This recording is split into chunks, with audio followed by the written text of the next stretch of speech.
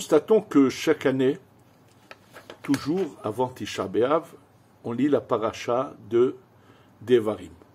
D'ailleurs, ce Shabbat s'appelle le Shabbat Razon, mais il s'appelle Shabbat Razon par rapport au nom de la Haftara qui parle de ces prophéties qui avaient prévu la destruction du Beth Amikdash.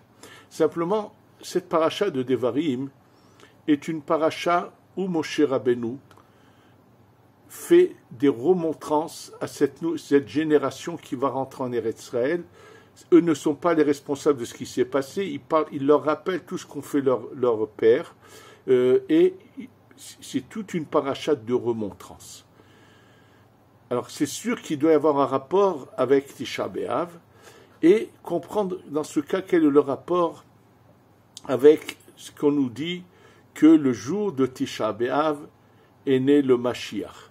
Ça veut dire que le jour de Tisha B'Av est né. Il peut arriver à tout instant. Comment peut-il naître le jour de Tisha B'Av si on nous dit qu'il peut arriver à tout instant? Alors, bien sûr, pour comprendre tout cela, expliquer tout le lien et le rapport, je voudrais d'abord vous raconter quelque chose qui est très répandu, qu'on raconte comme cela, qu'un jour, Napoléon se promenait dans les rues de Paris, en soirée, je ne sais pas avec qui, c'est pas important, il passe à côté d'une synagogue. Et il entend comme des lamentations, des pleurs, il rentre, et celui qui l'accompagne, il appelle quelqu'un, il se demande qu'est-ce qui se passe. Pourquoi sont-ils assis par terre et se lamentent-ils?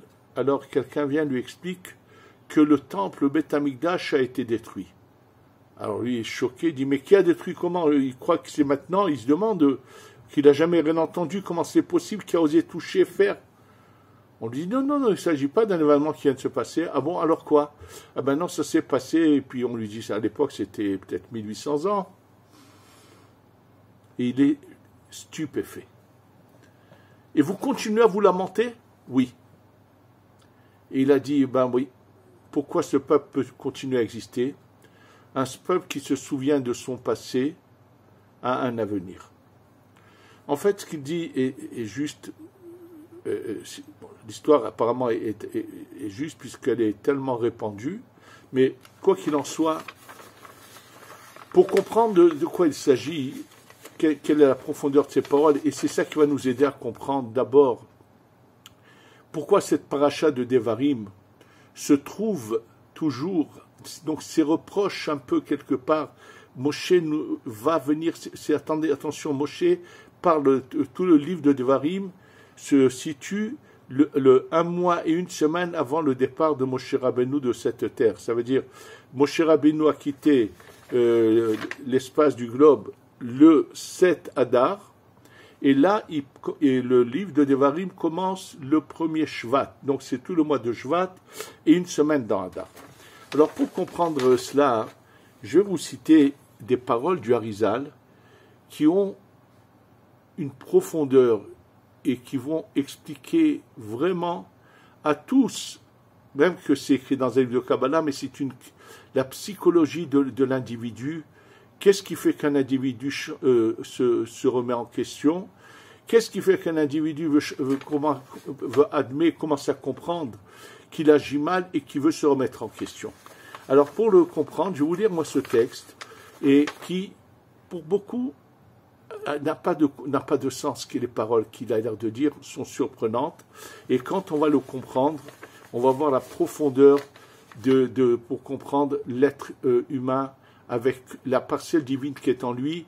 Comment peut-il finalement ouvrir les yeux et aller dans la bonne direction, dans le bon chemin, et changer et faire vraiment changer d'attitude dans sa vie. Attention, je vous répète quelque chose de très très important. Je répète que la Torah, le judaïsme, n'est pas de se priver.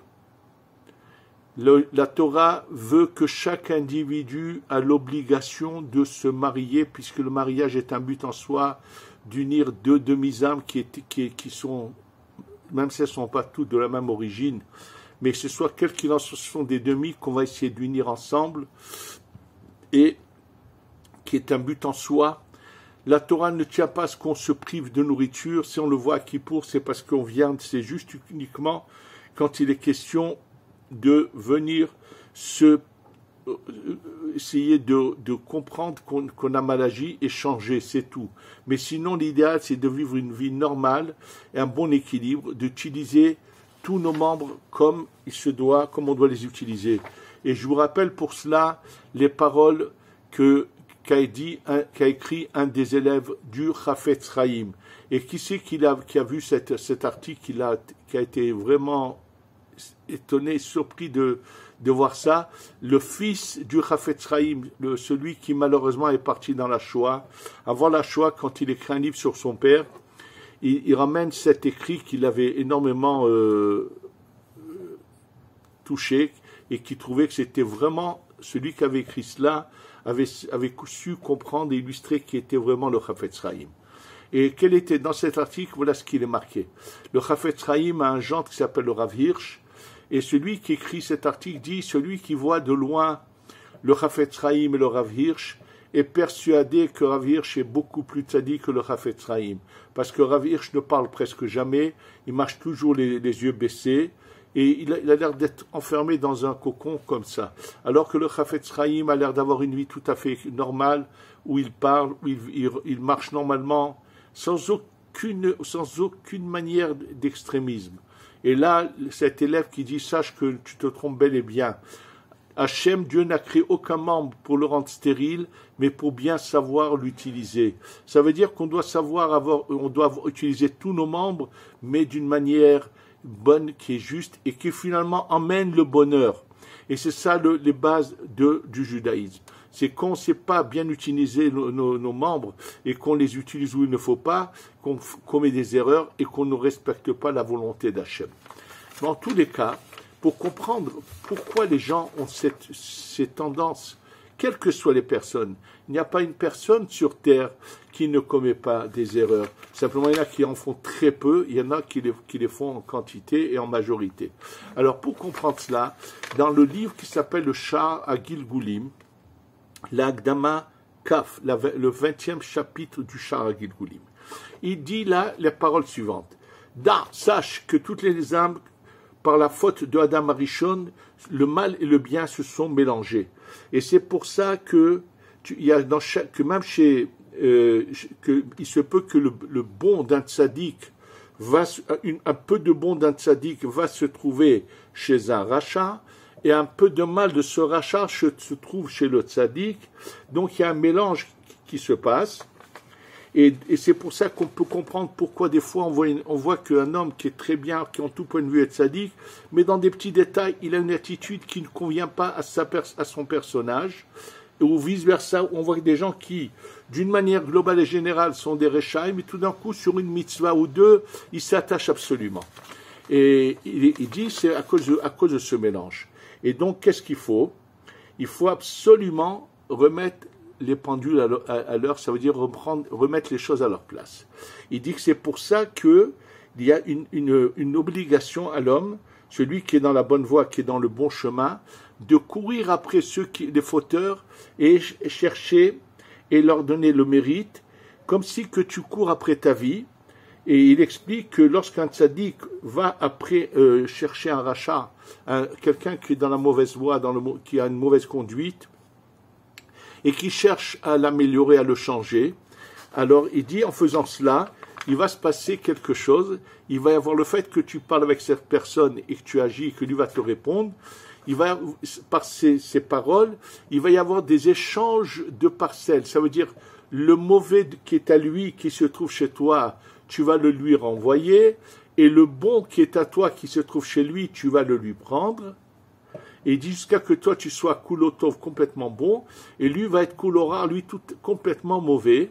Et pour justifier qu'il faut faire cela, il ramène ce verset qu'a dit le roi Salomon, Shlomo Ameler, Imra'ev sonecha achilu lehem ki gehalim ata chote al rosho. Imra'ev sonecha, si ton ennemi a faim, achilu lehem, donne-lui du pain à manger. Tu sais pourquoi? Ki gehalim ata chote al rosho. Car des braises tu lui mets sur la tête. Il dit que ça veut dire que tu peux haïr quelqu'un, non, il s'agit de celui qui agit mal vis-à-vis d'Hachem, donc qui n'est pas aimé parce qu'il a une mauvaise conduite. Et c'est ça ce qu'on appelle sonecha, celui que tu ne le haïs pas, mais il n'est pas aimé d'Hachem par sa conduite. Et s'il a faim, alors que dire l'echem de la Torah, et comme ça, toi, tu vas devenir complètement bon et lui complètement mauvais. Et c'est choquant. Je vais chercher à ramener quelqu'un, je vais le rendre totalement mauvais. Alors comprenez qu'ici se trouve caché quelque chose de très profond. En fait, ce qui empêche la quasi-majorité totale des gens de changer d'attitude et de se remettre en question et de se regarder dans une glace pour comprendre qu'ils ont un agissement qui n'est pas le meilleur ni le bon, au lieu de se justifier, c'est que le fait qu'ils ont quelque chose qui va faire taire leur conscience, des choses qui vont leur donner l'impression qu'ils sont bons. Donc le fait qu'ils fassent certaines bonnes actions, ça leur fait taire leur conscience, ils ne se remettent pas en question. Alors que justement quand on leur parle et qu'on fait ces échanges, cette personne va subitement se retrouver à nu et voir que finalement, ma vie n'est pas une vie, je ne suis pas du tout dans la bonne direction. Et c'est que comme ça que la personne peut changer. Ça veut dire que lorsque la personne prend conscience de ses erreurs, de son attitude qui n'est pas la bonne, alors elle commence à prendre le bon chemin. C'est ça ce qu'il veut nous dire ici. Maintenant, sachez que bon et mauvais aussi dans une relativité. Ça veut dire que chacun par rapport au niveau qui est au-dessus de lui, des fois même deux tzadikim, un plus grand que l'autre, et le très grand fait des fois des petites choses qui paraissent bizarres, que celui qui est bien inférieur à lui ne ferait pas. C'est également parce qu'il y a tout le temps qu'il n'y a pas ce bon équilibre, où toutes les parcelles divines ne se retrouvent pas dans leur propre identité authentique, la personne ne peut pas, est déséquilibrée, n'arrive pas à changer. Et c'est ce qui explique que ce qu'ils vous ont dit nos sages, ils nous ont enseigné que lorsque une personne fait une faute, il a un peu de remords. Dès qu'il a fait une deuxième fois, ça y est, ça passe comme si c'était rien de grave. Et après, il s'y habitue comme si il fait tout à fait quelque chose de normal. Et comme un jour, quand j'ai parlé avec un personnage, Zichronol Vracha, qu'il repose en paix, et qu'on est venu à parler, c'était quelqu'un de très pratiquant. Et dans la discussion, il m'a par exemple raconté qu'il y avait eu un problème médical qui concernait son épouse. Donc elle était pendant un certain temps dans l'impossibilité de se purifier et d'aller donc au mikvé. Donc impossible pour lui d'avoir une vie normale à la maison. C'est sûr, c'est une épreuve très dure, mais ce n'est pas par hasard que Hachem fait venir de telles épreuves. Eh bien oui, c'est justifié, qu'il m'a fait comprendre que c'est impossible de vivre comme ça.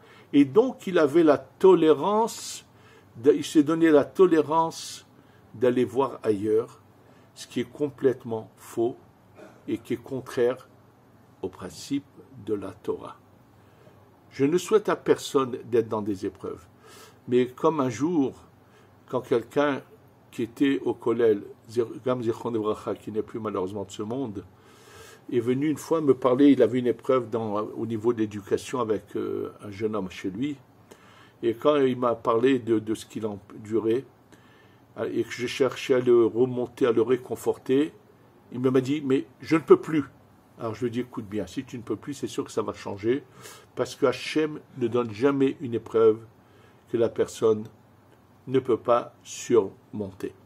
En tous les cas, ce qu'on apprend de tout cela, c'est qu'il faut savoir connaître nos erreurs. Moshe Rabbeinu, c'est la Neshama du Ham Israël. En fait, cette paracha que nous lisons chaque année, avant Tisha B'Av, est une paracha qui va nous dire, vous savez pourquoi vous êtes encore en galoute, pourquoi vous êtes encore en exil, pourquoi vous n'avez pas encore été délivrés, parce que vous continuez à agir d'une manière de déséquilibre, parce que vous ne faites pas les choses comme il faut les faire. Et là, il leur cite toutes les erreurs de ceux qui sont de cette génération qui était dans le désert. Or, n'oubliez pas que depuis l'époque du Harizal, depuis il y a 400 ans jusqu'à aujourd'hui, nous sommes la réincarnation des Neshamot qui étaient dans le désert. Donc ça nous concerne et chaque année il nous le rappelle. Et si on arrive à écouter ce message qui va entrer dans nos cœurs, ça va faire que le fait que Moshe Rabbeinu qui est lié à tout le monde, en écoutant cette paracha et qu'elle nous pénètre, elle va faire que des échanges vont se faire. On va vouloir essayer dans les choses sur lesquelles on a compris où est la vérité, l'authenticité. On va vouloir faire participer les autres et donc remettre ces parcelles à leur place pour que chacun ait une identité complète à lui, sans mélange avec les autres, et que c'est le seul moyen de changer et d'aller en avant. Donc, si on fait ça, et on peut arriver à la Géoula. Maintenant, pourquoi n'oubliez pas une chose très importante qu'on a eu souvent l'occasion de dire, c'est que cette période-là, qu'on appelle Ben Hametzarim, ces 3 semaines qui commencent le 17 Tammuz et qui se terminent le 9 Av, c'est en fait des jours dont la lumière est la plus puissante, mais elle n'a pas pu se révéler. Et comme exemple que je peux vous donner, si dans la halacha, nous savons que la sainteté des tefilines est plus grande que la sainteté du vêtement que l'on porte sur soi, le talit, la kedusha n'est pas la même, celle des tefilines est plus importante. Mais sachez que cela, c'est dans ce bas monde. Mais à l'origine, dans la source des choses, le talit est une lumière bien plus élevée que celle des tefilines. Mais comme on n'a pas réussi à faire descendre cette lumière jusqu'en bas, elle n'a qu'un reflet qui descend. Donc le vêtement n'a qu'un reflet de cette grande lumière, alors que les tefilines, qui est une lumière moins intense, mais qui descend complètement, c'est pour ça que dans ce bas monde, ils ont plus de sainteté. Sachez que ces jours-là sont les jours en réalité les plus élevés de l'année. Et le point culminant de ces jours-là, c'est le jour de Tisha B'Av. Alors pour comprendre ce que ça veut dire que le Mashiach naît à Tisha B'Av, je vais vous ramener les paroles du Rav Dov Ber Mimezrich, qui est ramené dans le livre qui s'appelle le Bnei Issachar. Et sachez que nos âmes, les âmes qui descendent d'en haut, viennent toutes par un accouplement. C'est-à-dire que la lumière infinie, quand elle descend de niveau en niveau, elle est faite comme à l'image sur terre qui nous concerne. C'est pour ça que dans la Kabbalah, on utilise souvent cette phrase qui dit « Mi bessari eheze Eloah ». De ma chair, je vais voir Dieu. De la même manière que dans ce bas monde, pour avoir un enfant, il faut qu'il y ait un accouplement entre un homme et une femme. Sachez qu'il y a quelque chose de semblable là-haut, et c'est ça la signification que lorsqu'on vient faire une mitzvah, on dit les mots « Leshem Yehoud », on va venir faire une mitzvah qui va unir qui ? Kutsha berichu ushchintea, Kadosh Baruch Hu et la Shekhinah. C'est-à-dire que la lumière infinie en descendant, quand elle arrive au dernier niveau du monde de la Hatzilut, là il y a un luminaire masculin qui est représenté par la 3e lettre du nom de Dieu, le Vav, et un luminaire féminin qui est représenté par la 4e lettre qu'on appelle la Malchut, la Shekhinah. Et lorsqu'ils s'unissent, des Neshamot, des âmes descendent en bas. Maintenant, vous allez me dire, mais il y a tellement de niveaux d'âme, et c'est vrai, et il faut savoir que l'âme la plus élevée qu'il va y avoir dans l'histoire, c'est celle qui va être du Mashiach. Ça va être la Neshama la plus élevée. Alors, nous dit le Bnei Issachar, je voudrais vous rappeler ce qui est marqué dans la Gemara. La Gemara raconte que lorsque nos ennemis rentrent au Beth Amikdash et qu'entrent à l'intérieur, ils voient quelque chose qui les surprend et ils sont choqués. Ils voient 2 corps en or au-dessus dans le Saint des Saints, dans le Kodesh HaKodashim, et ils les voient unis comme un couple. Oui, ils voient 2 corps unis comme un couple, c'est-à-dire un homme et une femme en train de s'accoupler. Et ils sont choqués et surpris. Quoi ? C'est ça ce qu'il y a dans le Saint des Saints du Temple ? Ils vont jeter ça dans la rue, et c'est pour ça que c'est marqué Ra'ou Ervata, ils ont vu sa nudité. Alors, bien sûr, qu'est-ce que cela veut dire ? Il faut savoir que dans le Kodesh HaKodashim, la représentation, c'est une image de ce qui se passe là-haut dans les mondes supérieurs. Ces kérouvim, ces chérubins, ce corps-là d'hommes et femmes qui sont comme des enfants, hommes et femmes en or, ils étaient des fois dos à dos et des fois face à face. C'était un miracle. Ça représentait l'attitude que nous faisons, nos actions, comment elles sont perçues là-haut. Est-ce qu'elles font que Akadosh Baruch Hu, la Shekhinah sont unis ou ils sont dos à dos? Oui. Bien sûr, eux n'ont pas pu le comprendre, c'est normal, ils ne savent rien de la profondeur de la Torah et de comment les choses se font. Mais la question qui a été posée, qui est choquante, nous savons que lorsque, par exemple, à Kippour, c'est marqué qu'on poussait ce qui empêchait les gens de voir ce qui se passe à l'intérieur, et on voulait leur montrer comment les chérubins sont face à face, ça fait donner de la joie au Ham Israël, ça leur faisait comprendre que les Akadosh Baruch Hu et la Shekhinah sont unis. Ça veut dire qu'on agit bien. C'est marqué que dans le deuxième temple, on a arrêté de leur montrer puisqu'ils étaient ils n'étaient pas dos à dos, ils étaient face à face. Ils n'étaient pas face à face, ils étaient dos à dos à cause de la mauvaise attitude. Et la question est que dans ce cas, puisque le temple a été détruit parce qu'ils ont mal agi, comment se fait-il qu'ils aient trouvé les Kérouvim face à face unis comme un couple qui s'accouple?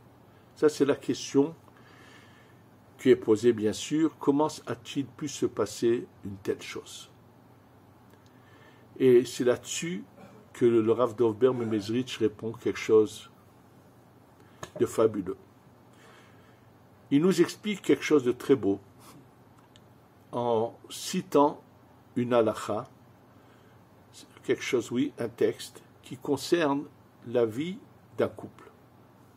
Dans la vie d'un couple, il faut le savoir que même lorsqu'une femme n'a pas reçu son cycle, et donc que le couple est toléré l'un à l'autre, il y a un moment où elle doit prendre des précautions par rapport au cycle précédent, à quel moment il est arrivé, et donc il y a des calculs à faire pour savoir à quel moment ils doivent prendre une précaution de se séparer pendant une journée, une nuit ou deux, selon les cas, mais ensuite, si rien ne s'est passé, ils peuvent continuer à être ensemble. Mais cette halakha change dans un cas précis.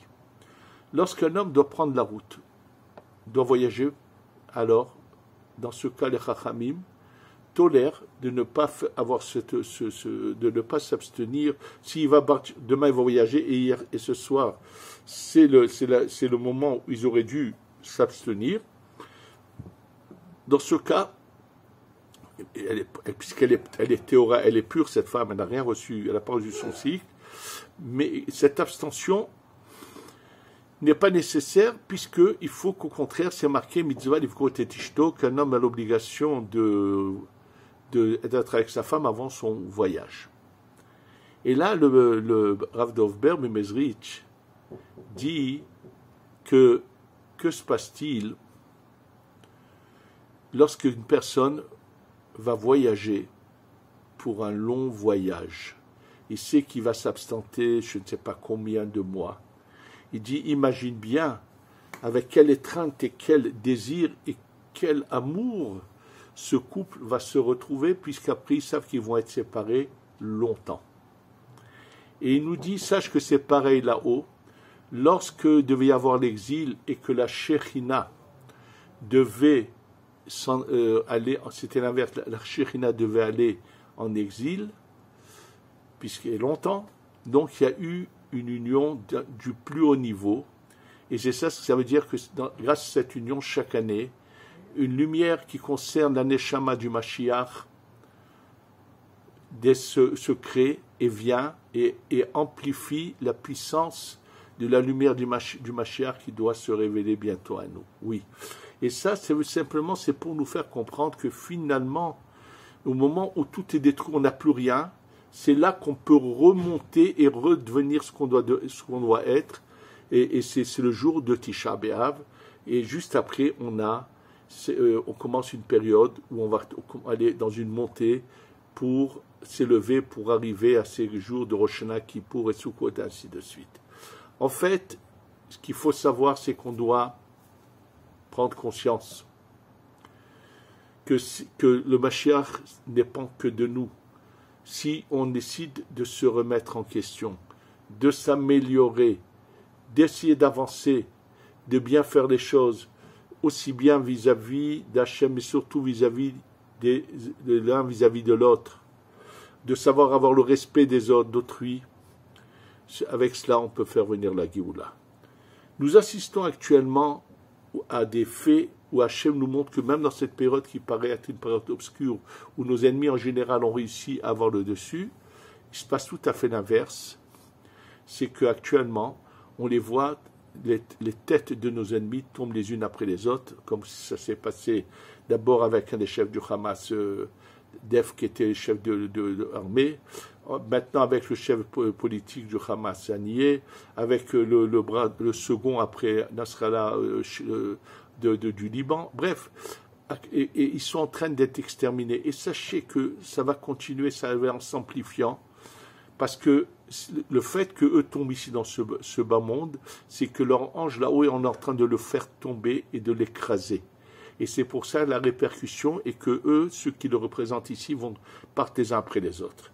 Et que, je vous le rappelle, comme je l'avais dit dans un cours que j'avais appelé la fin de Joe Biden, qui finalement s'est réalisé, Baruch Hashem, au moment où il a mal agi vis-à-vis d'Israël, je vous avais dit, il oublie qu'il y a un patron sur terre, c'est Hashem, et que celui qui touche à son peuple le payera, et il a dû partir avec humilié, comme un vieux carcan qui n'est plus capable. C'est comme ça qu'il a dû quitter la scène politique. Actuellement, il y a d'autres individus comme le petit voyou qui se trouve en Turquie, Erdogan, qui se prend il croit que c'est l'Empire ottoman qui va de nouveau renaître, ou il menace qu'il va venir envahir Israël.